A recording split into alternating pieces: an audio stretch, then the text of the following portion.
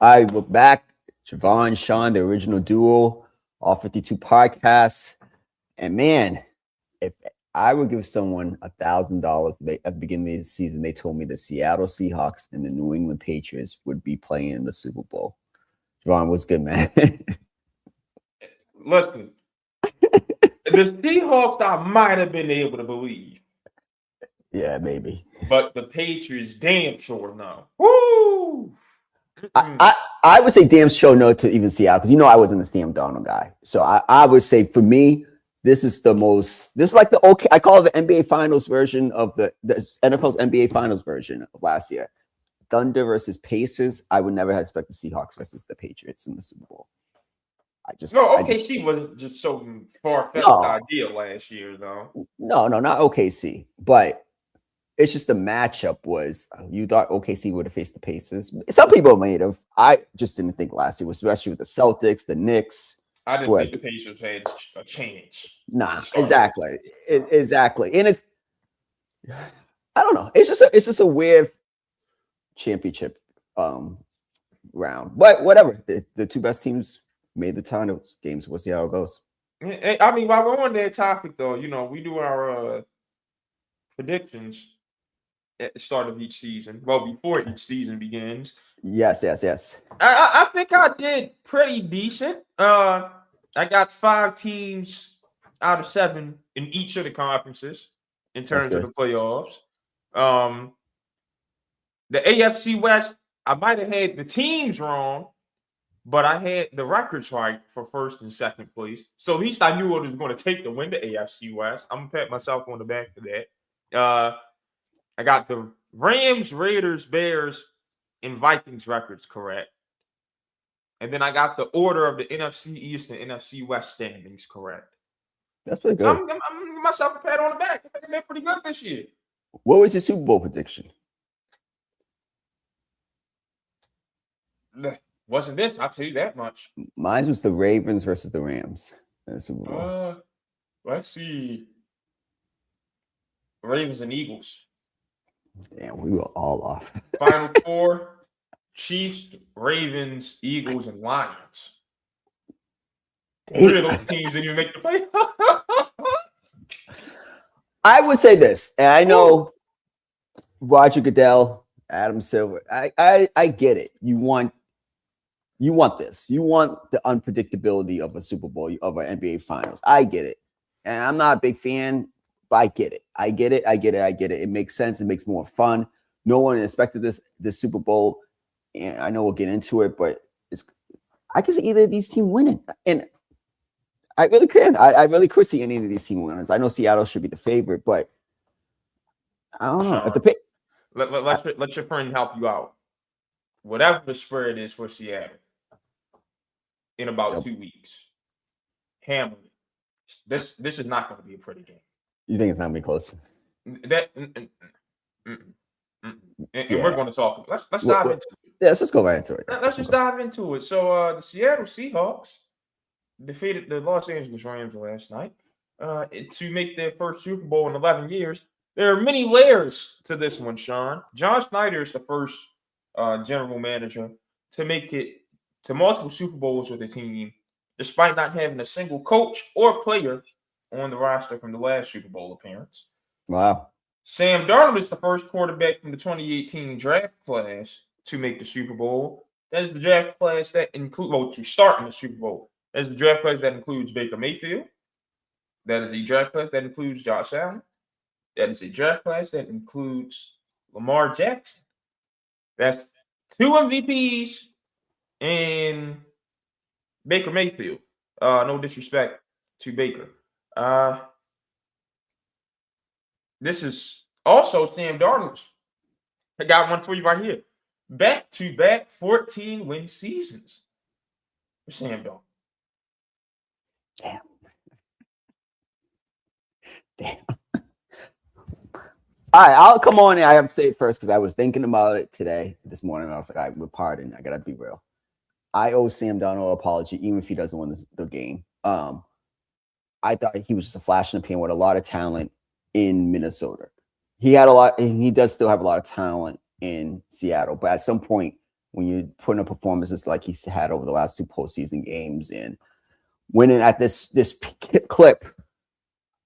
I gotta give him credit. What am I? That sounds like a hater. Now I understand when people are like, oh, when you have an opinion, you hating. No, I was just straight hating. He got his team to the Super Bowl. They're the clear favorites to get to the Super Bowl, and it's not because they're winning, just because the defense was not great last night against the Rams. Let's call a spade a spade. That defense is the best in football. Them and the Texans, but it wasn't great.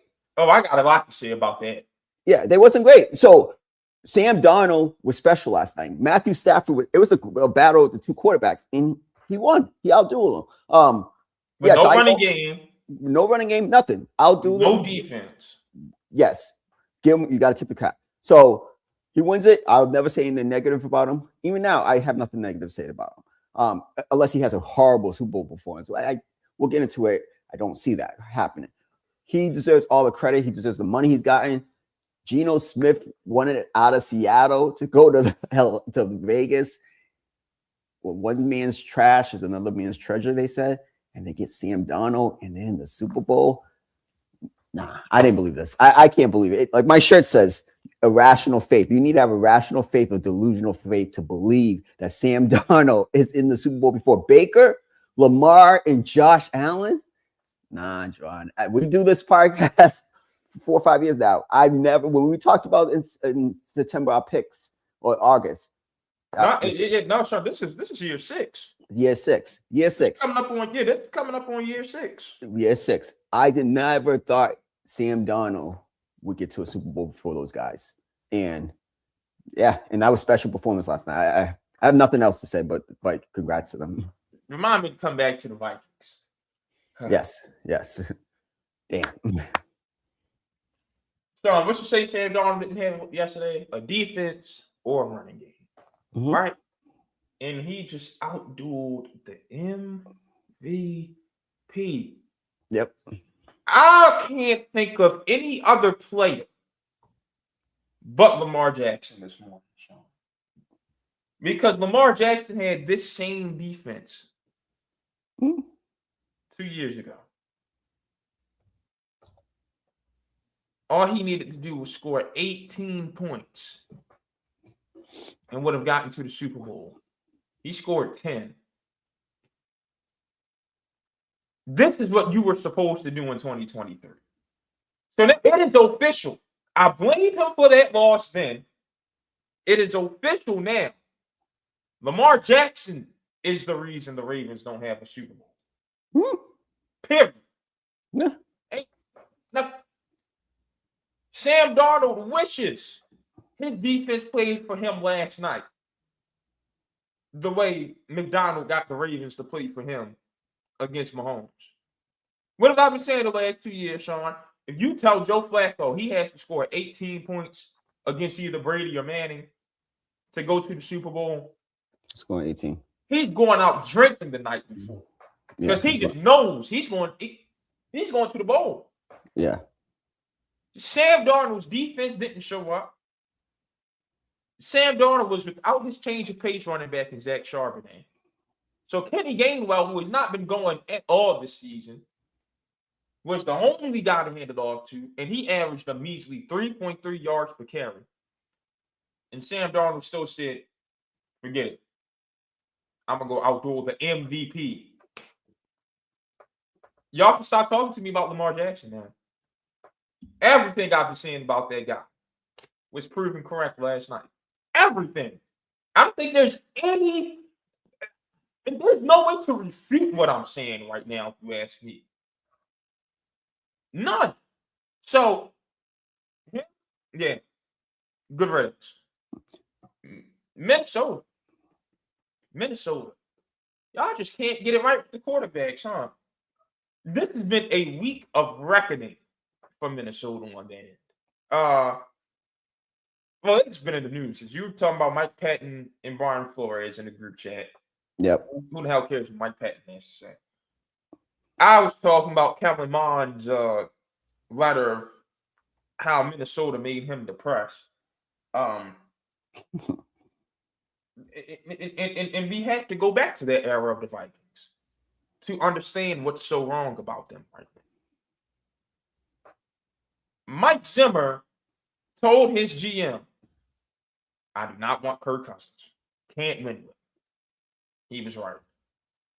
Then they used, what was it, a 4th-round pick on Kellen Mond or a 3rd-rounder? 3rd or 4th rounder, yeah. And what did I say when he was coming out of A&M? He wasn't that guy. You're drafting a darker Kirk Cousins. Guess who else Zimmer said he didn't want? Kellen Mond. Didn't work out. Who did he wind up going to the NFC Championship with, Sean? Who, Mike Zimmer? Yeah. Oh, they faced the Eagles, right? Yeah, the backup bowl. It was Nick Foles, and the game was a blowout. I can't remember who the quarterback was. Case Keenum. Oh, Case Keenum. Yes, it was a blowout though. But I remember, yeah, Case Keenum. So he's going to a NFC Championship with Case Keenum, and he's telling you who he cannot win with. I think you listen to that guy, especially. This is definitely a belief of mine when it comes to football. I've got a defensive-minded head coach who's actually pretty damn good as a defensive coordinator. I might not trust him to tell me which quarterback can play, but I will believe him when he tells me which quarterback can't play. Makes sense. So y'all didn't listen. So now you fast forward. You get Sam Darnold and you win 14 games with him. And you let that walk out the door. For J. McCarthy, Sean's boy.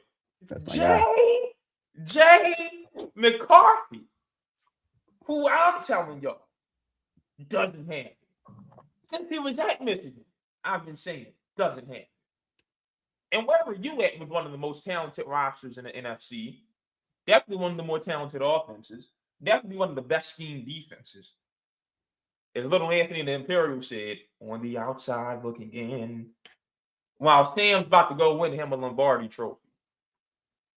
So the Baltimore Ravens, no, my fault. Lamar Jackson, kiss my ass. The Vikings, you need a kick in the ass. Is there anyone else I can think of today? Because that game had there are a lot of people who look bad for that game last night, Sean. Kyle Shanahan. You can't do anything against Mike McDonald's defense. Especially back in 2023, when you let the Ravens come to San Fran to kick your butt on Christmas night for the whole world to see. And then 2 games this year where your team no-showed. You can't do anything about that defense. But Sean McVay, who learned under your daddy, just like you, has been the biggest headache for that defense for the last 2 years.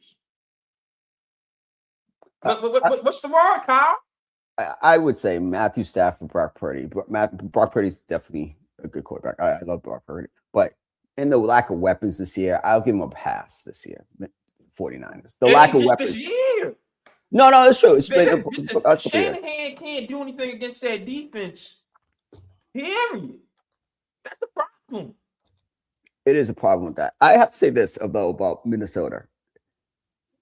It looks like especially if he wins the Super Bowl, because it's hard to get one of those Super Bowls. Brady made it look easy, but it's really hard to get one. Peyton only had 2. It's hard to get one, especially if he wins one.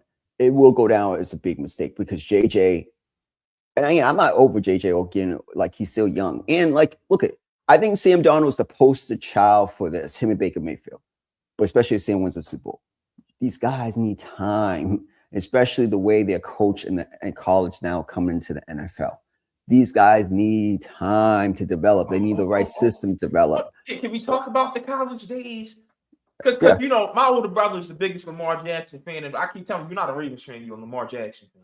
He's very extreme with his fan, and we've been over this. It's a LeBron fan, so he doesn't know how to just be a normal fan. When I'm sitting here telling him what I just said about Lamar Jackson right here on the show, and I'm talking to him last night, and he's over here trying to make all these excuses, because Lamar Jackson's got Clint Kubiak calling please.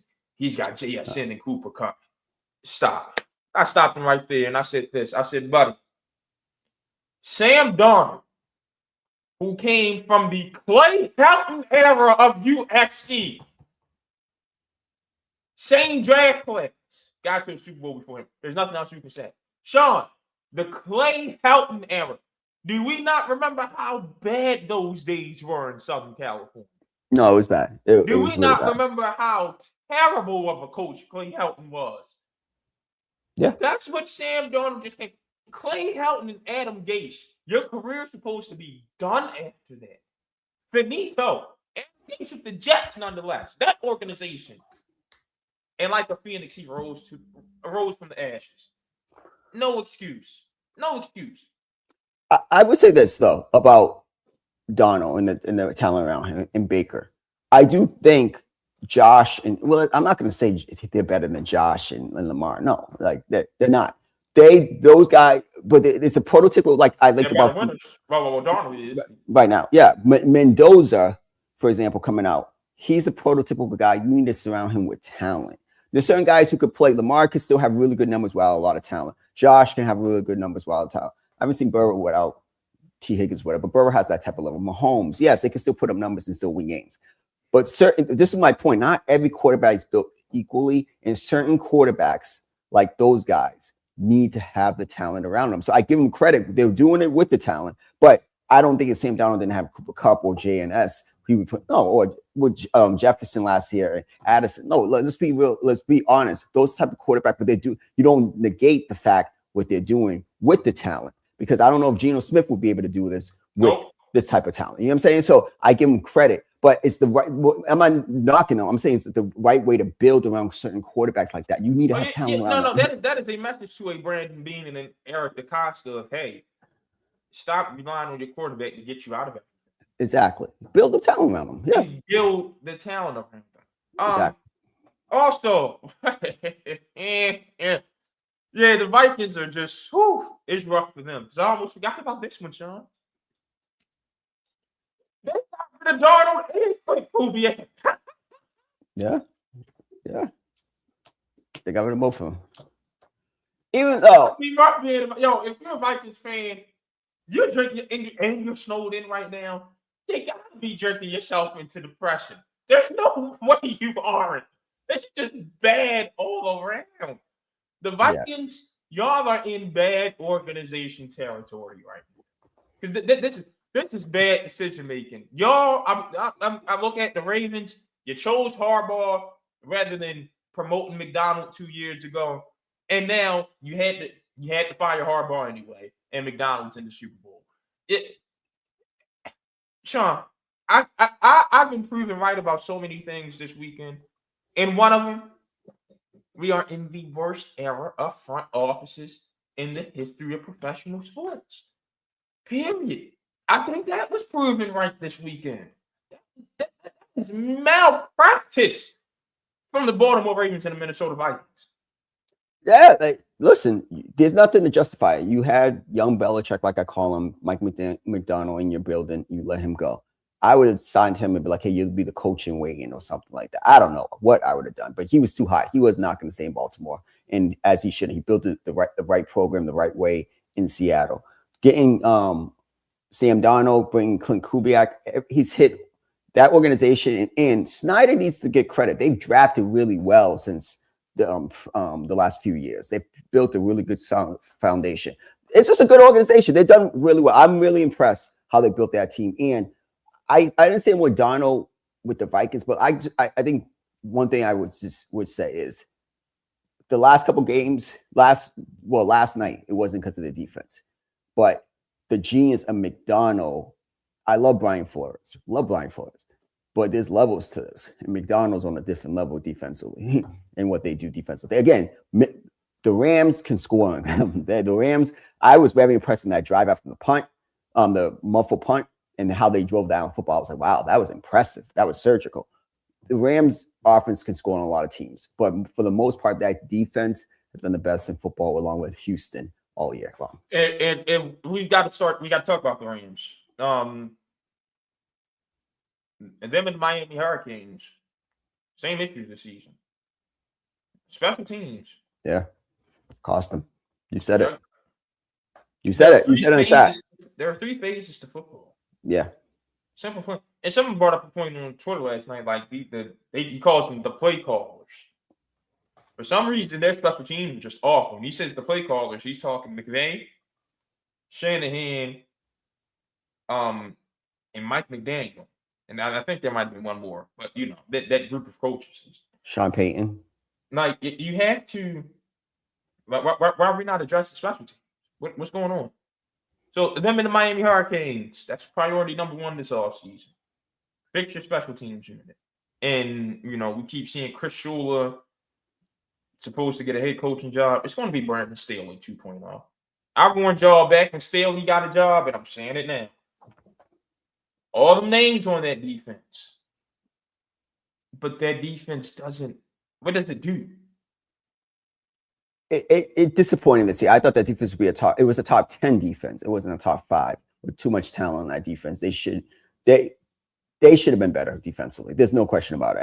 Shula's gonna wrap around the league because he's part of the McVay tree. That's it. Yeah, he's developed these guys into names, but they don't combine to form a unit that is, dominant. No, that defense wasn't. It wasn't up to snuff this year, and they will have to.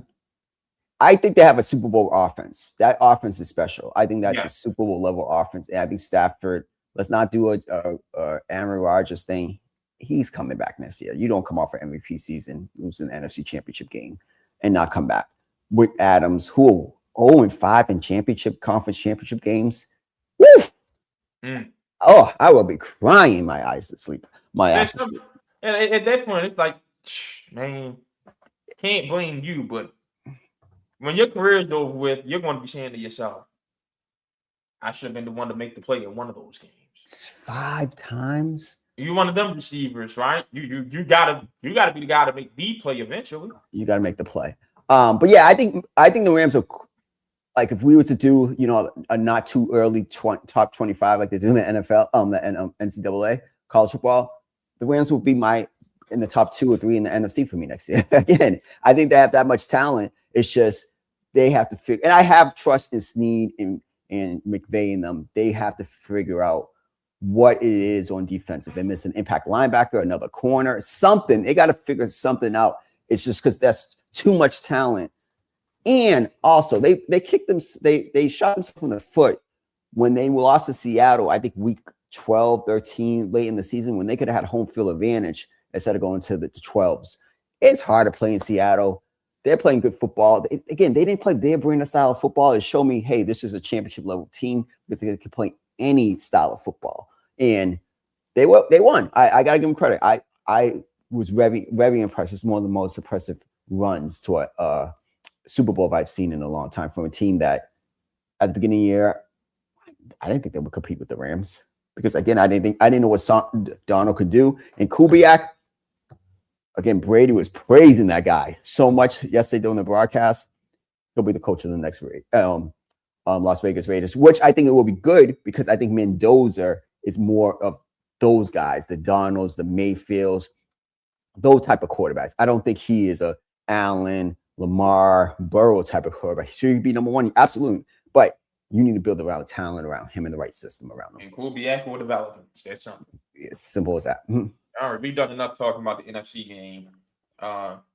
In the AFC, the New England Patriots rolled the easiest strength of schedule. Plus, Greg Roman, C.J. Stroud, and Jarrett Stidham in the playoffs to an AFC championship and a Super Bowl appearance. I guess they took care of business. Yeah, so I did text the group chat last night. That strength of schedule stuff, I'm throwing out the water now because one of my favorite teams of all time, the Rams, the 1999 Rams, have the easiest strength of schedule of all time. And they beat the Tampa Bay Buccaneers in the NFC Championship with a backup quarterback. Done. And it's one of my favorite teams, one of our favorite teams. I don't want to hear about it. And then the second team with the sickest, easiest schedule to make a Super Bowl was the 91 Bills, who lost by wide left to the Giants.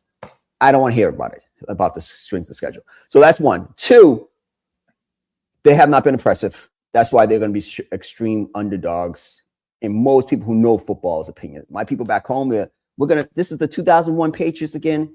Cool. Maybe. But that offense has Drake made that offense look putrid. Historically bad. They have just gotten historically lucky to play the offenses that they have.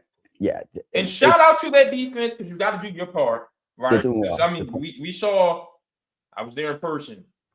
Zach Orr's defense made New England look like the hottest thing since the 8-track. But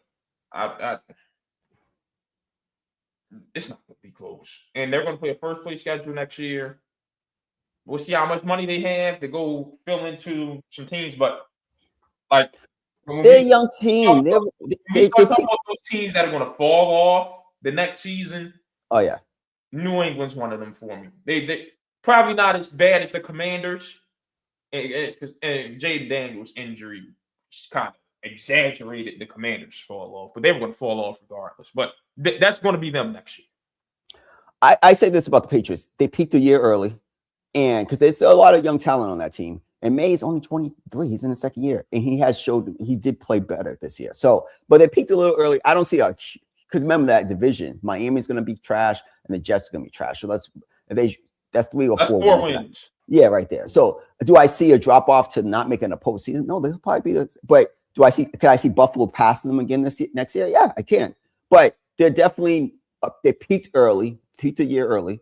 But this the talents, and they have the culture there, which is key. They have culture. But yeah, it's the worst offensive performance I've seen of a team going to the Super Bowl. If they win the Super Bowl, this would be the worst team I've ever seen win a Super Bowl. The worst team I've ever seen in my lifetime was that Giants team that beat the Patriots. That team wasn't good throughout the year. And the 2017, the undefeated team, they were not good. I understand they wanted to run, and the title counts, but that was the worst team I ever seen win a Super Bowl. The Bostonian crapping on Eli Manning. No. Crapping on Eli Manning. What's the worst team? What's the worst team you ever seen win a Super Bowl? There's always going to be one team that you've seen. It's not the 2012 Giants. All right, let's go back through the years then. 2012 Giants, not the Chiefs, not the Rams. Not those Eagles. Not the Eagles that won the 2000 that beat the Patriots the second time. Not the Ravens. Not the Seahawks. That Broncos team, that offense was garbage. That team, that team's in the running. When Manning's neck went out, that team's in the running. That team's in the running. Not that era of the Patriots. Not those Giants.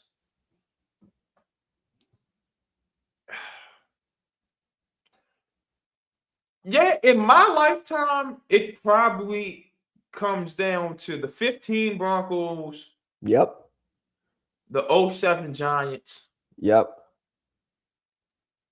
And I mean, listen, love what that defense did. Best defense of all time.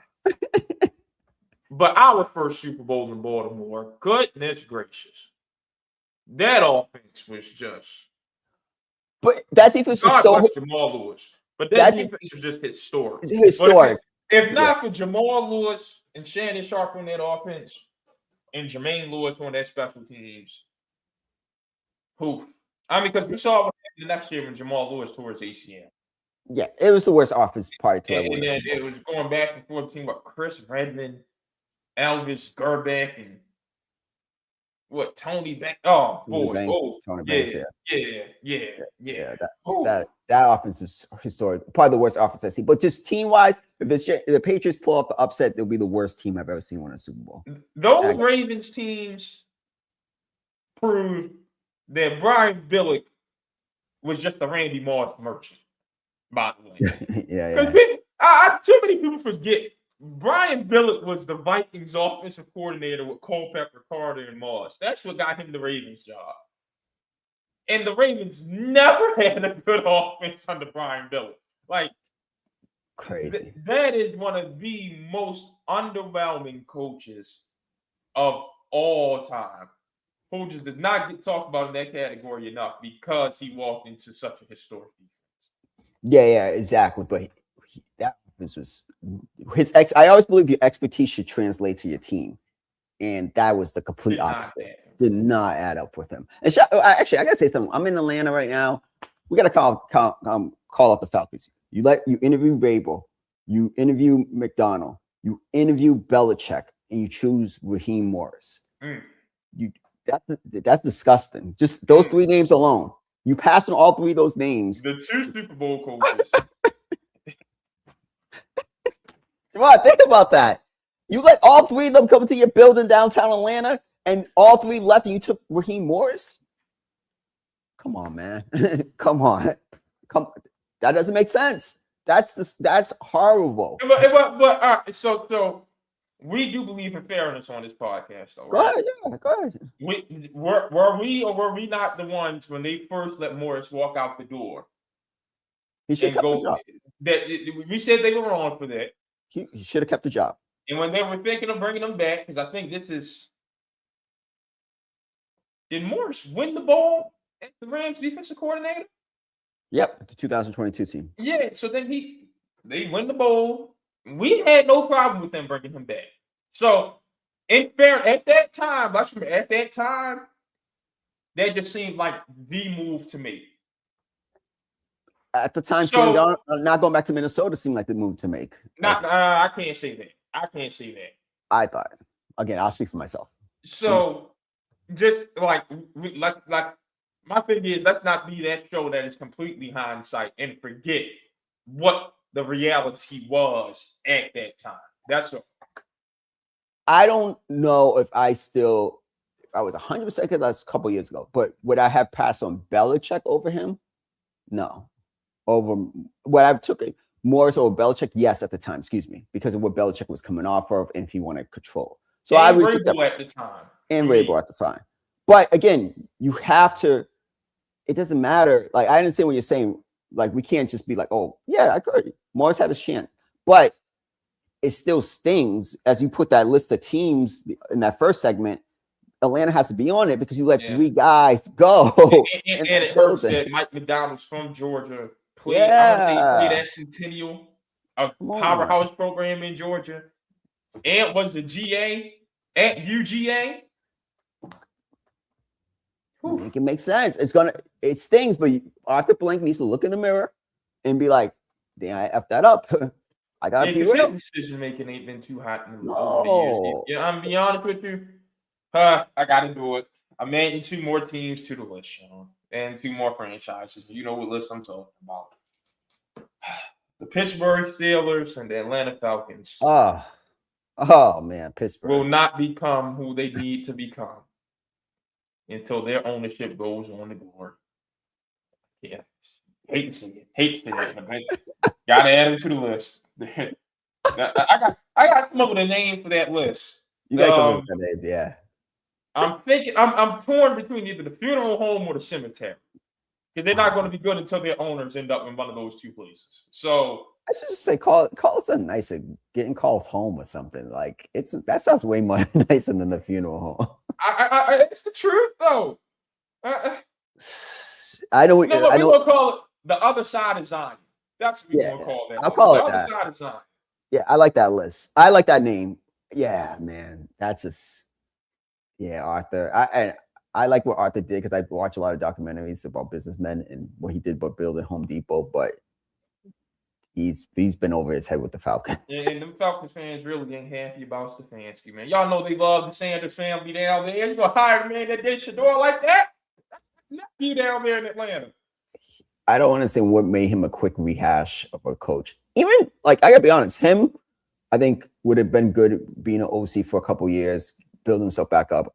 Raheem Morris, he might get the job in Arizona, but I don't get what these guys get jobs immediately like that. I just don't. Sit down, go be a DC, build yourself back up, and come back in. That's just my personal opinion. But New England, they're going to go 5-1 in the division next year. They play the first place schedule, so that is Jacksonville, Pittsburgh, and Denver. Denver's going to get their lift back, so that's 5-2. Whoa. I would say this. All 3 of those teams are subject, and we'll talk about it in the summer. That's it all season. Yeah, are subject to taking steps back because a lot of those teams won close games. Yeah, and you know how I feel about that. I would say as of right now, I would say 5-1 in the division and 1-2 against the first place teams. Who's Barring better? any offseason changes. I think in a regular season game, Jacksonville and Denver would get them.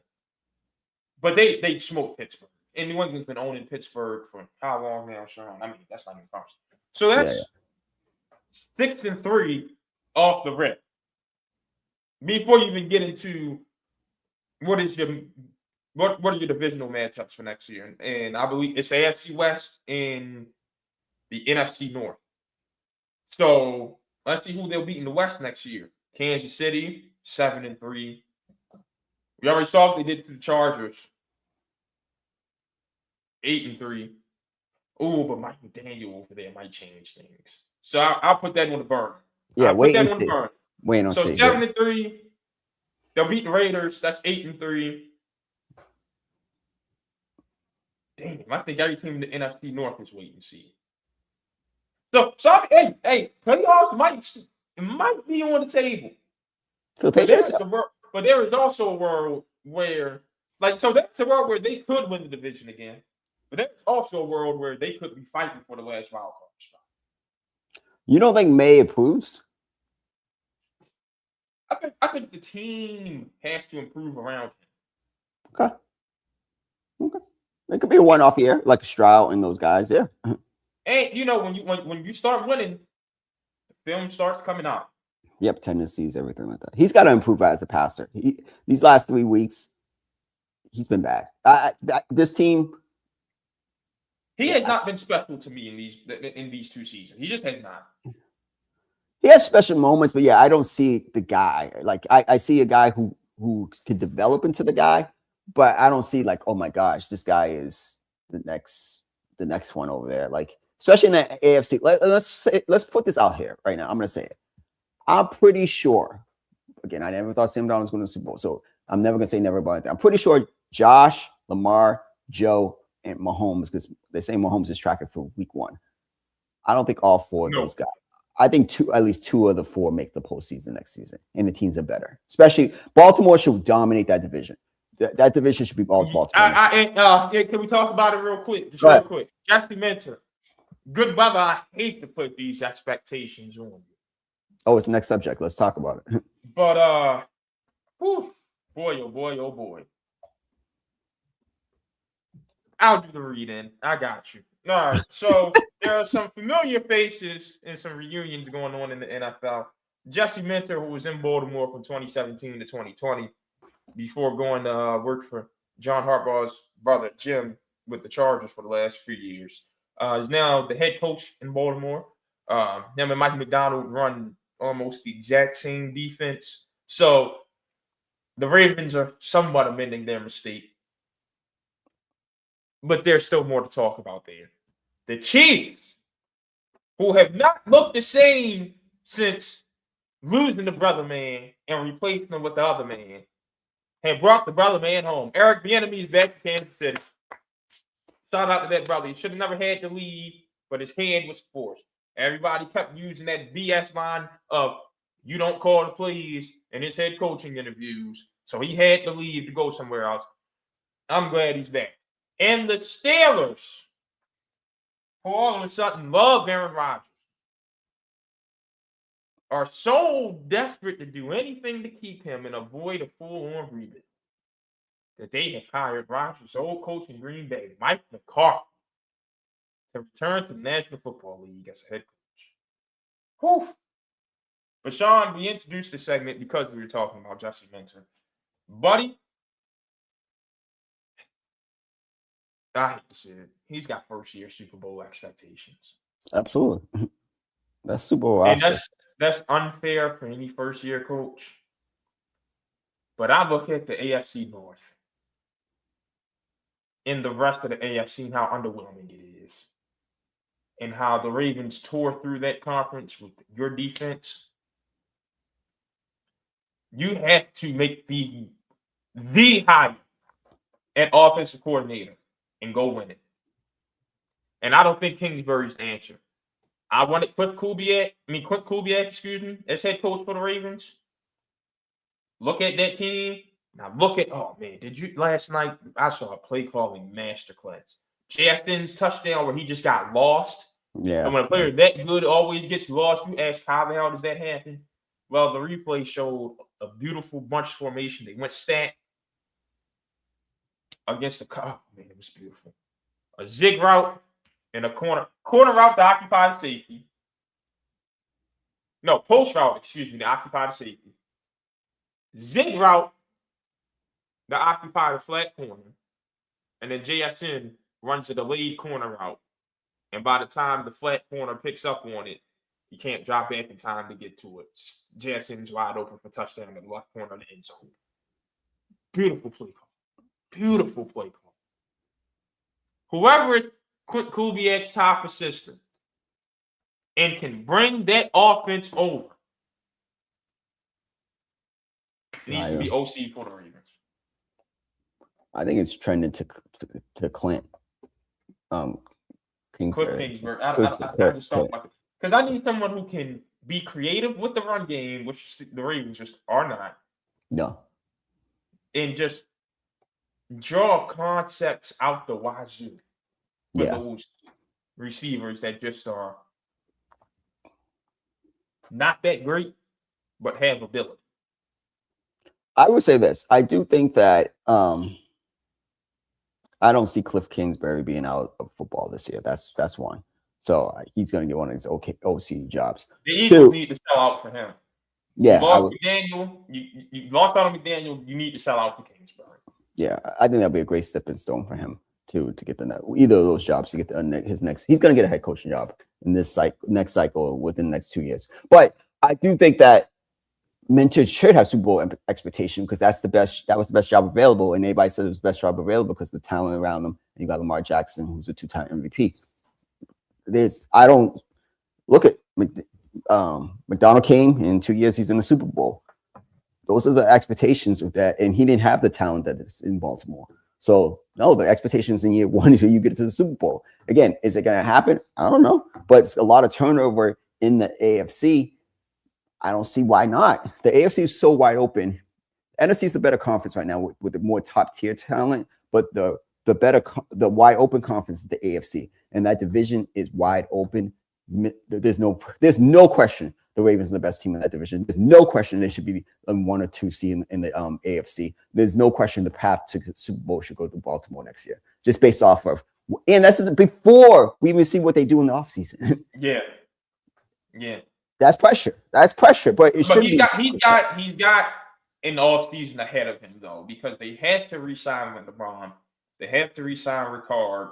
They have to re-sign Jordan Stout. They have to re-sign Isaiah Likely. Like they've got some contracts that they need to bring back. But Lamar Jackson has to sign his extension before they can really do any of it. So Lamar Jackson, I say it again, you're the reason they don't have a Super Bowl. You need to show you're dedicated to one this offseason, which means get your extension signed before the start of the new year and take your ass to OTAs this year. If he doesn't go to OTAs this year with the new OC, Sean, you don't want I got nothing to say. Yeah. Brand new coaching staff, period. Got nothing to say. Nothing. I got to be honest about the OTAs. I remember Brady went 16, 17 years straight until him and Belichick had that falling out. I was watching a documentary. He didn't have to do that after year 5, 6, 7, 8. He kept. I don't want to say why guys. Yeah, kept doing. Why? You're the leader. You're the face. You're the franchise. It's only 3 days, right? Oh, forget all that, Sean. You ain't Tom Brady. True. It's that simple. No, but my point is, follow his blueprint. If that's what he did, that's what I'm doing. Like if he did it, why do you think you don't need to do it? Simple as that. Yeah, if he did it, and he was in year 16 at the time, already accomplished, already being the guy. So yeah, I do agree that Jackson needs to immerse himself with this new coaching staff. He needs to immerse himself and be from the jump. The reason the Baltimore Ravens were not in the postseason is because they started off slow. They were what 1-5. You predicted they were going to be 1-5 at the beginning of the year. They need a 1-4. Okay. I didn't see 1-5. That was Lamar's injury, but I told you. That's why I don't want to hear the slow start excuse. Because I told y'all before the season, healthy or not, they were going to start the year 1-4. You did call it out. They need a better start this year, but too much talent that we don't. Everybody says that's the best job. That's the best job. I mean, that's even including with, I think, the second best quarterback in the league, Josh Allen's. I'd rather take the Baltimore job over the Buffalo Bills job. Too much talent. The pressure's on. So regarding McCarthy, again, what I text you guys in the group chat, I was like, Pittsburgh need to move on from Tomlin. They need to restart. This is a move that you think you could still compete, and you want to go 9-8 next year, or you want to go 8-9 or 10-7. That's not good enough with what you have. Pittsburgh needs.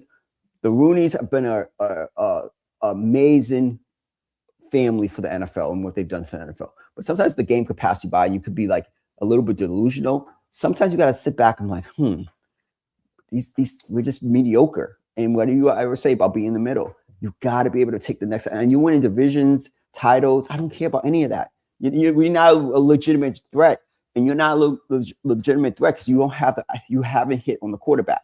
Maybe you go one more year, and with Rodgers, I don't see what the point. That's 9-8. That's 10-7 maybe with some breaks here and there, and that's a first round loss. They needed the young hot kid on the block who is going to take over and be like, we're running it completely different. Very disappointing that hire. Mike McCarthy could have got any other job, but not the Steelers job. I just didn't like it. I hated it. Probably the worst hire I've seen so far. We got to get the rights to use. There's a song that just came into my mind. You know how we talk about it. Alexander O'Neal, 1993, in the middle. You know, I don't understand the middleman. Yeah, exactly what he said. Some people like it in the middle. They got no shame. Sometimes the one who's in the middle gets no love. That sums up what we've been saying perfectly. What does the middle get you? You know what they're starting to turn into, but not in NBA terms. You know, the Chicago Bulls. It's delusional. I don't mean they make the playoffs. Who cares about making the playoffs? Like making the play-in. Who cares? It's delusional. Delusional. It's irrational. Like my shirt. It's irrational. It does not make sense what's going on in Pittsburgh. Anyone can see it with a blind. Stevie Wonder could see it. Like that team needs a fresh rebuild. Like, what are you doing? Oh man, I was so disappointed in that. I would have hired. You know what? I would have hired the defensive coordinator from Weaver. I would have hired Weaver. That would have been my guy. No, I'd have got Flores. I'd have brought Flores in. But because he's got familiarity with the organization. Boy, you was just preaching like that was a sermon. I gave you the stink face, the weight, glory, and all that stuff, bro. Like, oh man, enough's enough. Enough's enough in Pittsburgh, Chicago, those organizations, man. Like, what are you doing? What are you doing? Yeah, because Chicago's damn sure on the other side of the signing list. Yeah. The Bulls in the other side. Woo, I think they'll be the first. Yeah, I think they're first because they own that guy. Delusional. Delusional. When I saw him on The Last Dance talking about Krause, I'm thinking that's your organization. You think I would have let Krause pick?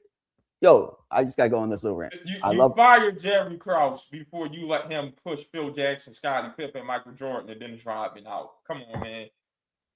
Yo, I would have told Bill Belichick, here, if I was Robert Kraft, you can go. I would have promoted Josh McDaniels to be the head coach before I let Tom Brady walk out the door. That just doesn't make sense to me. You don't do that stuff. It don't make sense. Man, I'm just telling you, I need some billions, guy. Please. Sean. You know how I want us to do it too? I want us to buy a team in a city that's got all the teams. Major League Baseball, NHL, NBA, NFL, and Major League Soccer. So I want a team in a city that's got all five. All five. I want to buy one team, build them up, and then buy the next. And then buy the next. Buy the whole and then buy the next. I want to have a monopoly on that town and make it Title Town, USA. So we're talking New York. We're talking Miami. We're talking the big cities. Yeah. We ain't talking Kansas City. I got money. I ain't living in KC. Nah. Because Sean, you gotta think when we host the championship parade, once parade over, we gotta go somewhere to party in. You know what I mean? Facts. Yo, no disrespect to OKC or something like that. Yo, great No places, but disrespect. yeah, but Hey man, Sean, you know, I kind of like Atlanta. We can. oh yes, Hey, yes. when I can relocate. Yeah, we can be in LA. You can stay put. We can move I'll the say right family there. down and everything. I love what you're thinking because Atlanta's professional sports team, I feel like they're underutilized. I think Atlanta could be one of those cities. You know how we talk about New York, Boston, it has the foundation. It just doesn't have the And he's the right organization. people. Yeah, they know the right people to Hey, take over the organization. we can make somebody. Listen, I would Sean, love I to. can I'll make be people here. care about the Hawks. Absolutely. I can make people care about the Hawks. Absolutely. This should be a destination city. Destination city, state, easily. And it's not. And I'm be honest with you, Sean. It's not. I kind of like the idea of Atlanta's so big. It's huge. Spread the teams out. What do you mean? You got the Braves in their own part of town. They are. Yep. I see what you're saying. Yep. I had the Falcons in their own part. Then I had the Hawks in their own part. And then I'd have oh, you gotta add a hockey team. And that probably ain't. Nah, they had the Thrashers and they got them out of here. They played all the way up in Norcross. They got them out of here. Which this is my only thing, and I would say this, and you're probably gonna push back. The Florida Panthers are amazing. I'm not a big advocate of hockey in warm cities. Yeah, no. I'm not a big fan. I wouldn't buy a hockey team. Everybody was doing all that crying about what is the the Arizona Coyotes or whatever. Yeah. I'm happy they moved it. What was to they Utah. moved to Utah, right? Perfect I'm place. happy about that. Exactly. Like I would do that. We're gonna be like Ryan Smith, the owner of the Jazz and the hockey team. If they had a football team, he would own the football team. Yeah, I got another one for you. The Jazz, that name needs to change. That name is from your days in New Orleans. What jazz club is in Salt Lake City?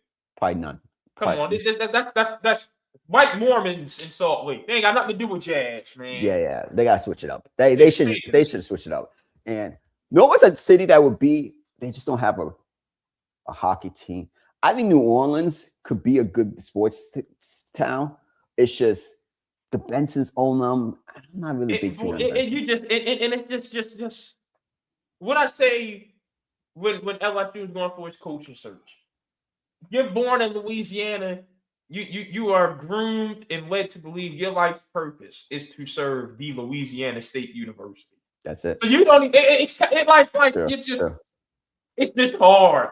It's hard. The team in New Orleans. Man. That's the team. Yeah, everything's around LSU, and it's like LSU's up here, and it's like that's how I feel about Georgia Bulldogs. It's all the way up here, and then the Falcons are here.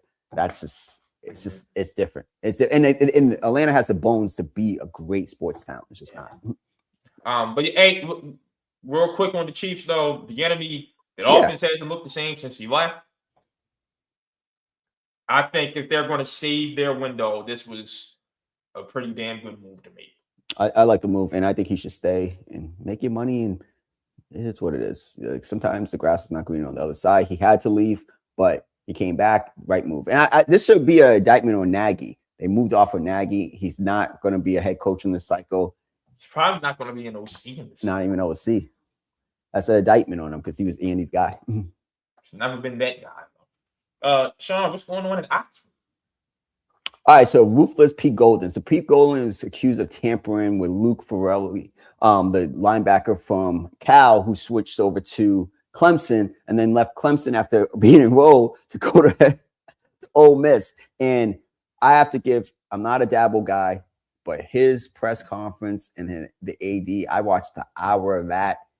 That was impressive, and I was all for Dabo. What's your thoughts on the situation? Yeah, stop crying about tampering if you're not going to call out the coach. Oh, I ain't going to say nothing. I ain't going to snitch, but you know who you are. Stop that. Call them out. Call them out. Put them out there. If not, shut the hell up. And I can tell you right now, firsthand knowledge, Dabo's not making this stuff up.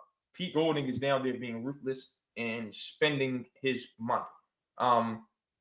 We got tipped off about 2 weeks ago. Syracuse had landed Michael Smith from South Carolina, former 4-star tight end. Started 7 games as a true freshman. Got hurt and missed spring practice for the 25 season. Lost the starting job. Left the team in October. Right? Syracuse needed a tight end, losing Dan Villari. They signed him. Next thing you know, friends on the phone with Pete Golding negotiating a buyout for Michael Smith. Michael Smith had already signed his revenue sharing deal with Syracuse. Next thing you know, Fran Brown is on the phone with Pete Golding negotiating a buyout. Derrick Gill Jr. had no intentions on leaving Syracuse. None at all.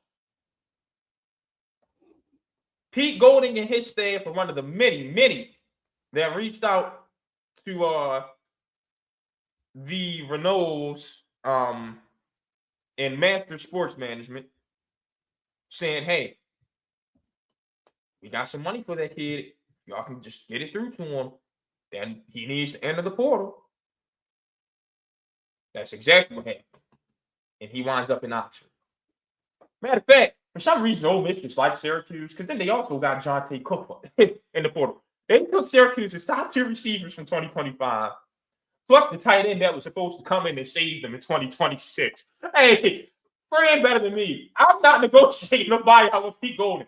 You just took my whole passing offense for next year. No, it's not happening. But yes, he is spending money, and he is doing whatever he needs to do to get these kids. Farrelly was in classes already at Clemson, Sean. Yeah. And then you got the agent saying, and these agents are also shiesty too. If you give us an extra $1 million, we'll hand over what Golding has been offering to help you build a tampering case. What type of shakedown? Oh man, it's bad, man. This is bad.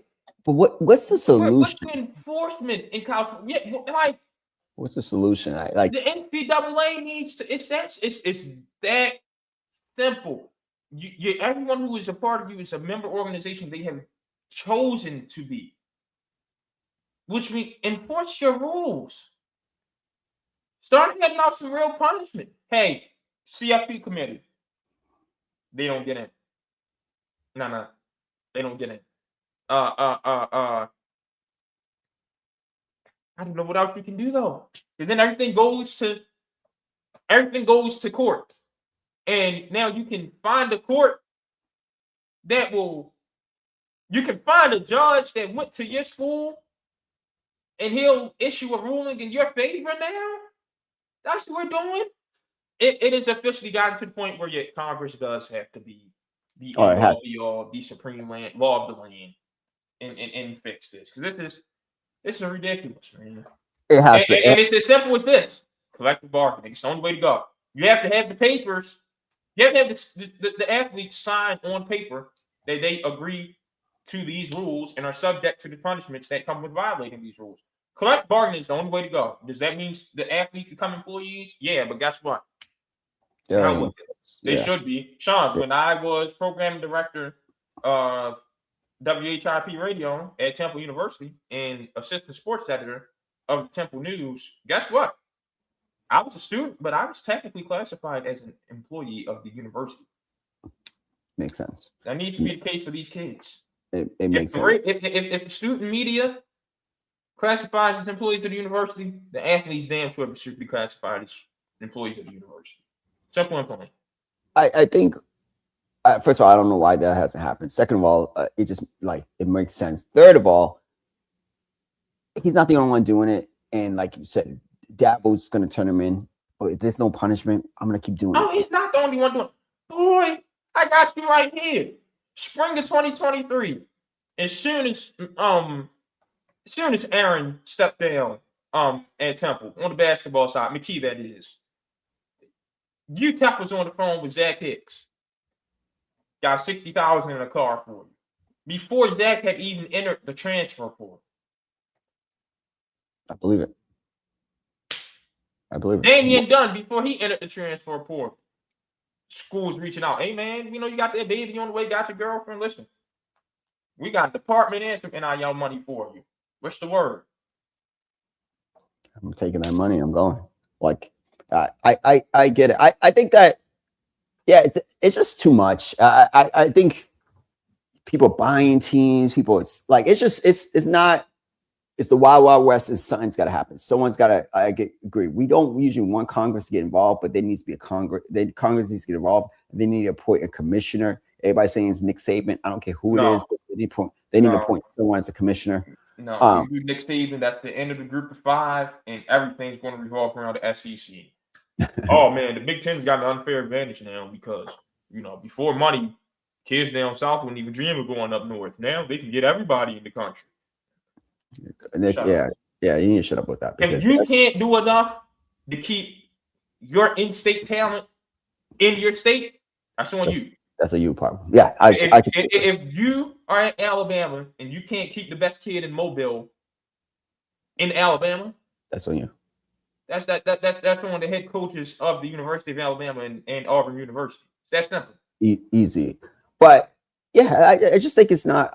What I saw yesterday, my guy. I do like Lane Kiffin. Forget the hat. I love Lane Kiffin. But he was sitting next to Jordan Seaton on a Mercedes. That's just the way it is nowadays.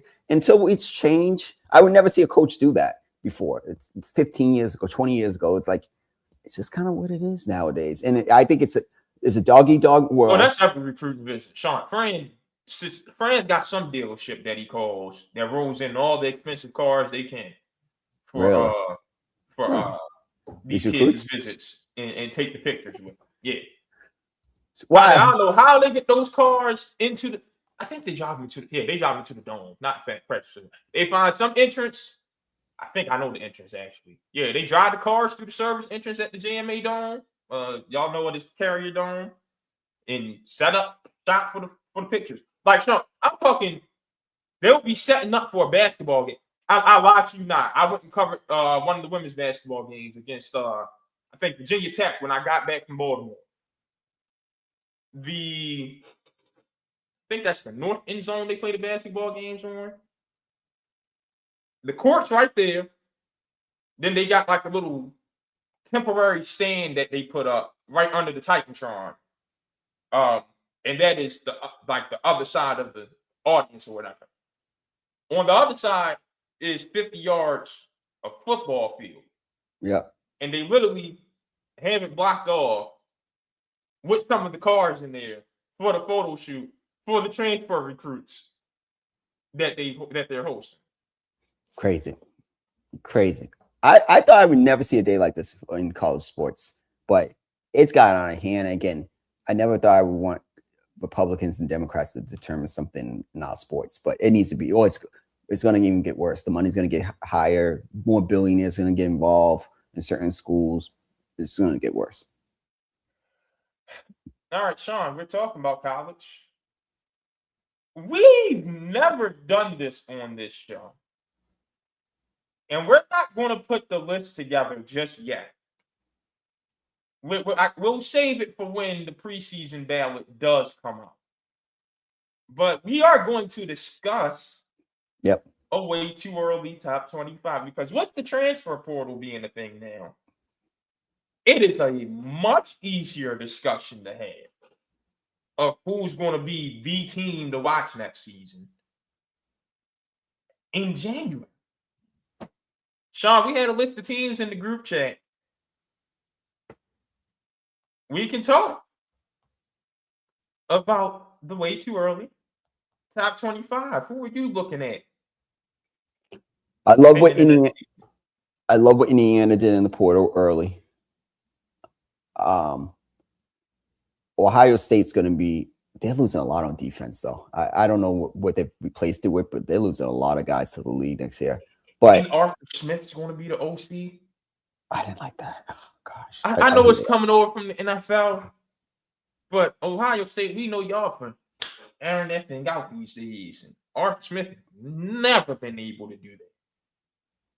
Yeah, I'm really surprised. I don't like that. I don't like that move at all. But Indiana, just right now off the top of my head, Indiana, I love what LSU's done.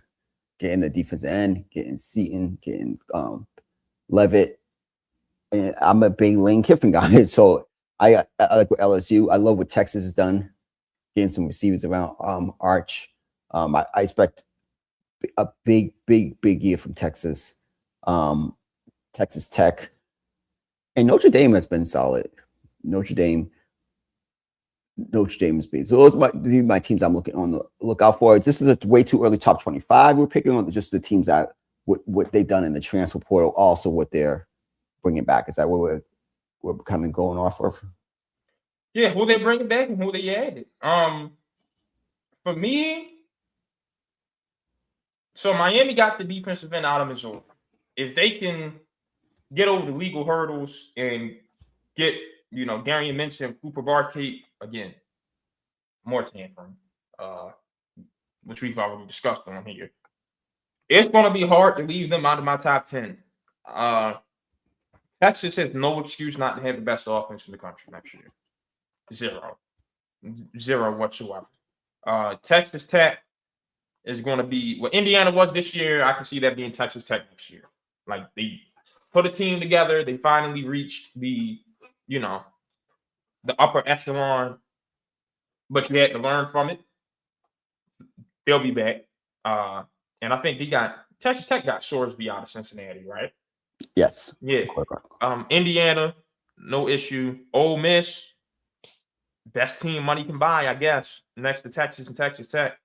Oregon's going to be just fine. I think BYU being able to stack off the year they had last year, they just keep getting closer. Had a damn good 24. Missed the playoff by this much in 25. 26 is going to be a good year in Brigham Young. Bear Bachmeier is going to be, and they did all that as a true freshman this year. Yeah, which is crazy. They're going to be just fine in 26. Ohio State, I think that offense, as long as Jeremiah Smith's still there, they'll be good. Oklahoma, I think we saw the start that John Mateer got off to before he got injured.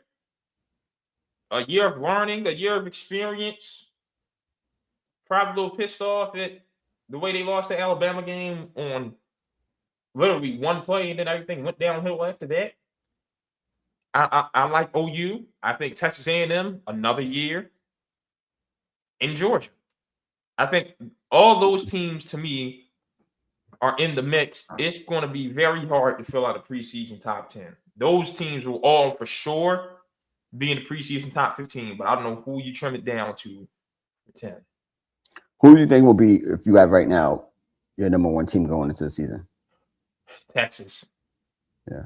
I haven't even been able to think of any other team. But as of right now, like, Texas gets number one on my preseason poll. Yeah, they went crazy. This is Archer's last year there. Well, he can go back 2 more years, but I doubt he stays another 2 years. Who knows? But Ole Miss is going crazy. Ole Miss, I like that they're taking that momentum from last year and like we're not done just because Lane's gone. I love that. I really do. You got to be able to stay on. And then Chamberlain's might come back to school, right? He should. He'll be the number 2 quarterback in this draft. Yeah, I don't get why he would go back to school unless he'll play.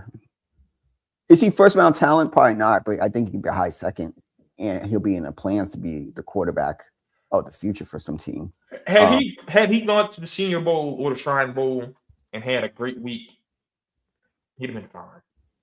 Yeah, I don't get why he wants to go back to school. Like, well, hey, you heard Carson Beck. These kids don't even have classes anymore.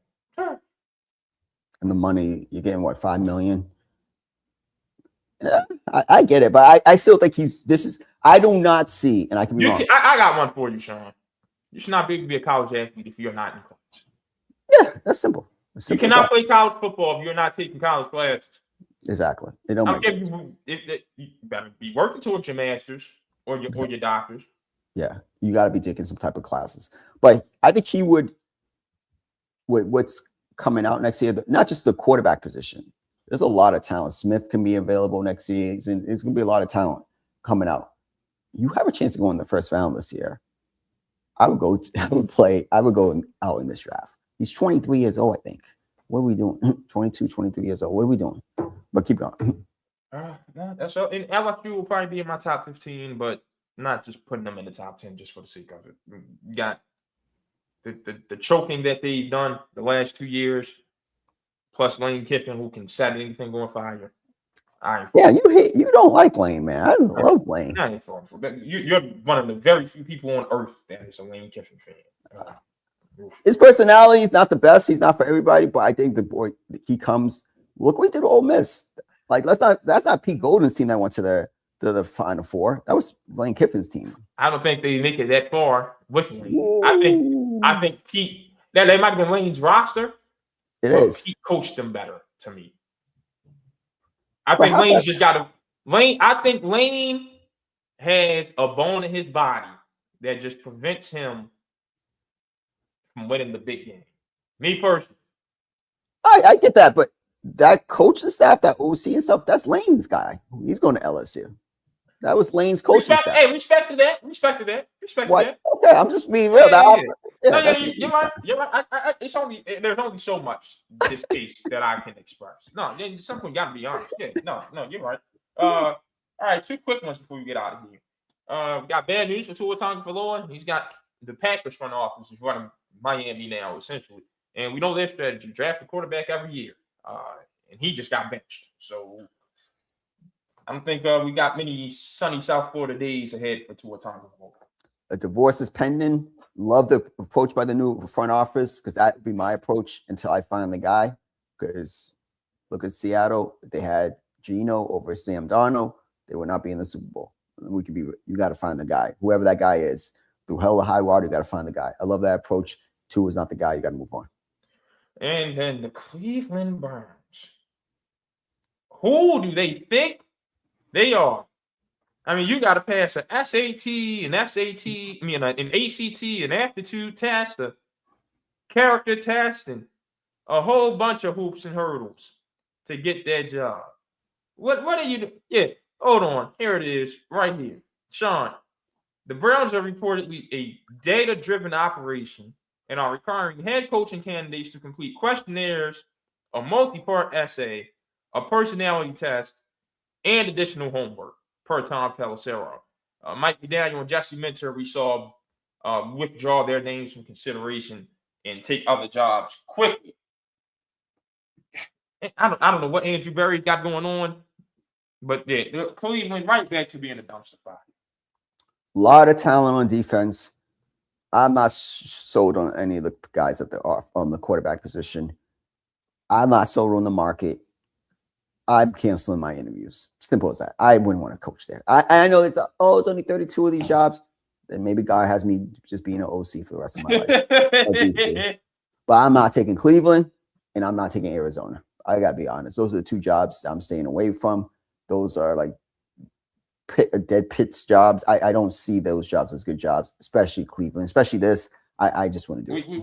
We could go a 30-team NFL season and be fine with it. We would not be mad if the Browns and Cardinals just run out of runs. Yeah, horribly run organizations. Horrible. Well, you got anything else for me, Sean? No, we back on Wednesday, right? Yeah, we are. No, I don't know when it became just a cool thing to hate on inside the NBA, but it needs to stop. Y'all mad that Charles Barkley said if you're at the Hawks and Hornets, the Hornets and Wizards game, you had nothing to do today? Was he lying? Yeah, that was funny though. We're talking about crapping on what was he lying? And then y'all will post that clip, but y'all won't post after the highlights of him. Like, no, but let's be honest though, the Hornets aren't going to make the play-ins in all seriousness. Like, why y'all picking and choosing? 2 things. I have a bone to pick with you about this. Charles Lee. Why would you said in the chat, why would he might be on the hook for his job? That team is playing way better now. They are, but yeah. He got to do something with these rotations, though. You're playing too many games. And then second, I love Charles, but you complain about working. You want to get worked to death, and now we barely see you. I don't think.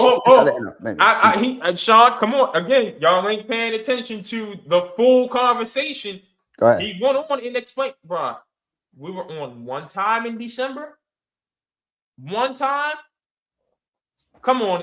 His thing was, I'm not going to be on first. I'm not going to be on Get Up and First Take and Sports Center and NBA Today. And then bring my butt to Inside the NBA also and do it multiple times a week. Because we know ESPN loves doing that. Yeah, then don't do it. He ain't say I don't want to do Inside the NBA for a whole month. This is the problem with Inside the NBA. Even with all the shows. Again, I'm confused with the whole stream. I'll get used to it. If you're going to do Inside the NBA, I know they're going to do the Saturday coverage and they're going to. I get it. More people are going to watch the NBA now than the NFL is about to be over. Cool. Why don't just have them be the pregame show? Like they were working 2 days a week anyways before. Like why won't they just be the can do the show? whole season? Exactly. Yeah, because ESPN, y'all only did Wednesday and Friday during football season. You can let them do Wednesday during football because nobody watches TV on Friday nights anymore. And college football is taking Friday night also. Yeah, they could have done every Wednesday for the first half.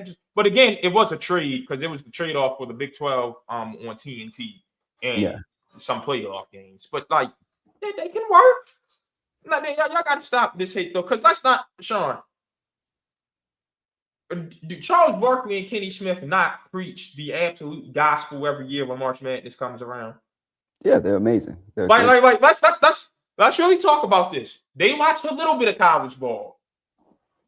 Those guys have a pretty good scouting report on whatever team it is after halftime of their first round game.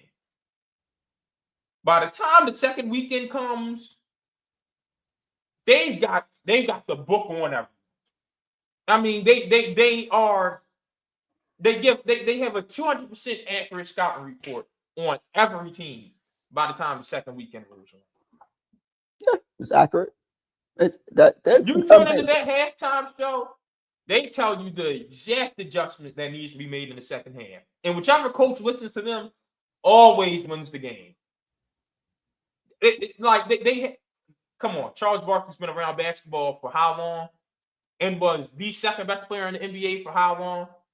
And has now been at the desk for how long? Like, come on, man. Y'all gonna stop acting like these cats just don't know what they're talking about. No, they do. They just gotta figure it out because are they doing the whole finals? They're doing the whole finals. I think they're doing every Wednesday, Saturday, and Sunday from here on out because Prime's on Thursday and Fridays. Like, no, they're here to stay now. Okay, yeah. So I'm gonna be real. I'm okay with it because the NBA Cup is now on Prime and stuff like that. If it ramps up, because at the end of the day, when football season's done, that's when my full attention goes to the NBA. I just will be like, yo, Charles is getting $25 million a year. Yeah. Like, come on. My issue is everybody just hop on the bandwagon and crapping on him. Come on, stop it. Like, because I can point out issues for each partner.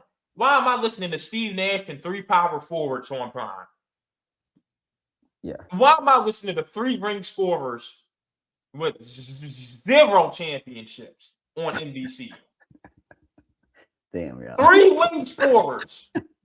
Damn. Matter of fact, I said I think 0 finals appearances. You want to count Tracy McGrady in a fat ass Spurs jersey, I guess.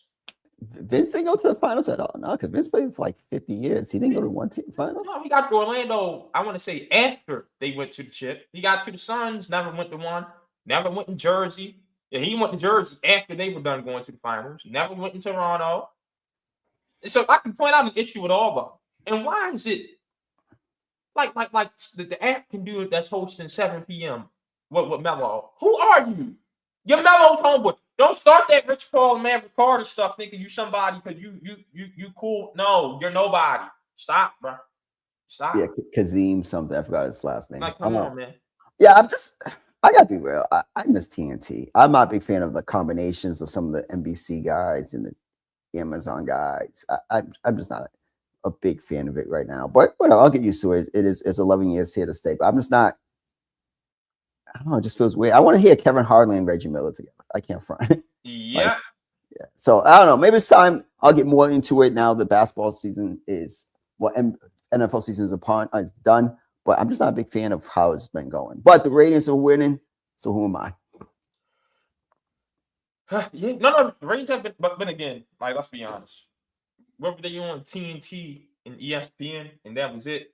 When you're now on NBC 2 nights a week. Well, no. You're only on NBC once in Peacock. But still, that's broadcast TV as opposed to cable. Yeah. Your ratings are going to soar.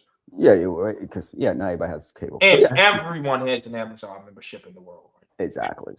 It was the right deal. It's just it takes Yeah. time to use to. I do like the studio show on Amazon, but I do agree we should have it a little. I like when Dirk on it. I can keep going to Amazon. Taylor Rooks reads all her intros while staring dead into her laptop. Put it on the prompter. Look into the camera. I can talk about all of them.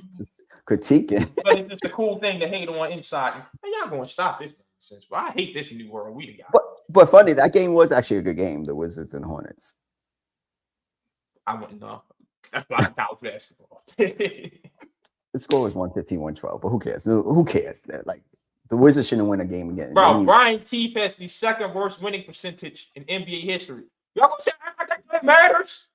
No, don't. They need. Y'all were watching that game. Yeah, we bagging on the inside crew for not wanting to watch the Wizards. Who wants to watch the Wizards? People in DC don't want to watch the Wizards.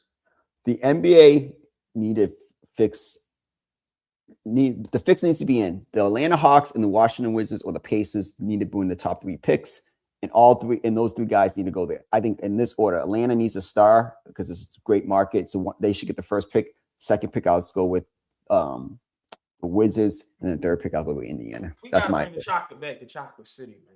Darren Peterson in Washington or AJ might be the better fit in Washington. Yeah, actually, we need black in DC. AJ. But we got to talk about the Hawks to do tomorrow on the show. Yeah. So not tomorrow, Wednesday. So y'all keep it easy and be greasy. We'll see y'all in less than 48 hours. All right.